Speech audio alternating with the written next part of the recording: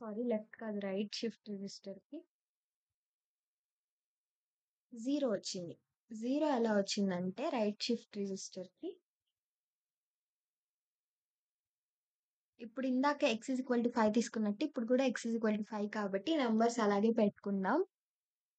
Next ఇప్పుడు ఈ 101ని మనం రైట్ సైడ్‌కి 3 డిజిట్స్ మూవ్ చేయాలి. ఇందాక లెఫ్ట్ సైడ్‌కి ఇక్కడ 3 ఇచ్చారు కాబట్టి 3 డిజిట్స్ మూవ్ చేసాం. లెఫ్ట్ సైడ్‌కి ఇప్పుడు రైట్ సైడ్‌కి మూవ్ చేస్తే మొత్తం జీరోస్ అయిపోతాయి. ఇంక రైట్ సైడ్ ఏం లేదు కాబట్టి మొత్తం జీరోస్ అయిపోతాయి.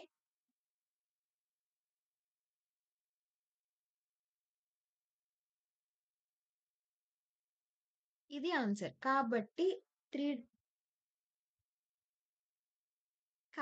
ఇక్కడ ఆ జీరోస్ వచ్చాయి కాబట్టి ఇంక ఆన్సర్ కూడా జీరోనే.